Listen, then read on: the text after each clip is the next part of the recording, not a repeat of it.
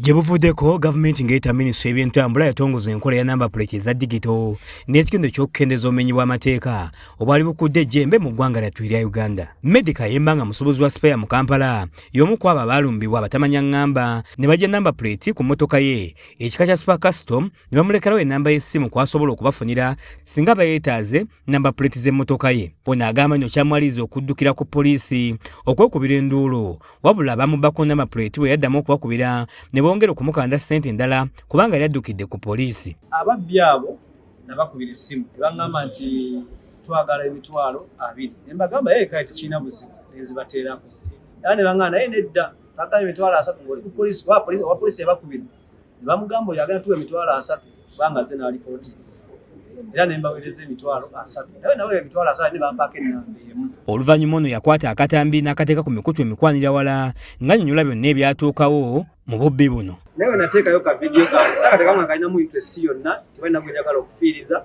si bwe kyali nakateekayo nga njagala kuyambibwa naye bwe nakateekayo neefuna ate abantu abatuufu abannyambye. Nga wayisa akabanga waliwo abakugu okuva minisitule y'ebyentambula n'emirimu abamutuukira okulaba bukya bwe basobola okumuyambamu. Simu yazzeewo waka ewange n'ekyekinga naye nga ennamba bagiraba ng'eri kumpi naye bano ababbi balina obukolevu gye bakozesa baziziika mu ttaka oluusi ne baziteeka ewantu mu bitaffaali ate nga gwe tosobola kuziikula ttaka lyonna olimaleyo kubanga obwedde tulaga nti weeryawo mu kitundu. Bano bamuwa amagezi okugenda okufuna namba plate endala mu eyo eyali ebbiddwa.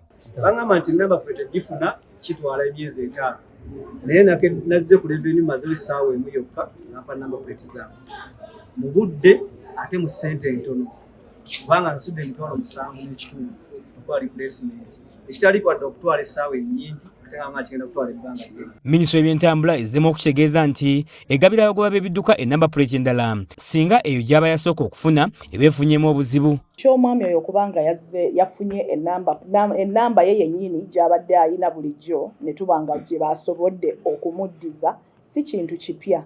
Ekyo kye tuyita omuntu okubanga afunye duplicate registration plate.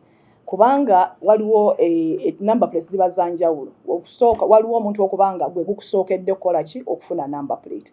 Yeba original number plate yo.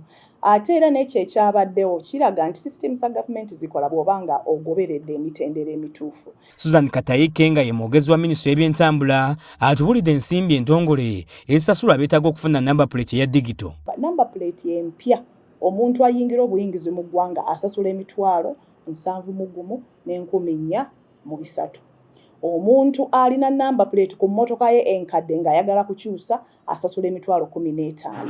Omuntu nga namba plate ye oba yamuguddeko yamubuzeeko ng'ayagala duplicate ajja kusasula emitwalo 7 n'ekitundu. Kyokka ono alabudde abagoba b'ebidduka okuwala bakayungirizi bagamba nabo baviirako okuduumula ebisale ebya namba plate eza digito. Ebiseera ebisinga abantu bafuna abantu ababalimbalimba nze nja kikukolerako nze nja kikwanguyizaako tujja kulabamu gundi buli bwe tukola ebintu ng'ebyo ssente ziba zeeyongeramu. Muntu akulimba akulyeko ssente. Katayike atubulidde nga mu kaseera kano batunulidde ekyokusaawo ebifo eby'enjawulo badereva basobola okugenda okufunira namba plate ekika kino. Naye kaakati ku kino ekyokukyusa kyo tubadde tekikikola bwetyo ng'omuntu ajja eno e Kampala gy'afunira duplicate. So kati nga kye twagala nti bwe tunaba tumaliriza offices zaffe eziri up country then tutandike okurollinga out kye tuyita mass rolling out. So kati tusavinga abantu naye tusavinga abantu batono. Kuba facilities tezinnabeerawo mu ggwanga wonna. Tukitegeddeko nti abali babba ennamba z'emmotoka eya Kayemba baagobebwa mudda obwala nga mu kiseera kino balindiridde kusimbibwa mu mbuga ez'amateeka. Brian Kibiru yakusakidde eggulire lino ku KSTV.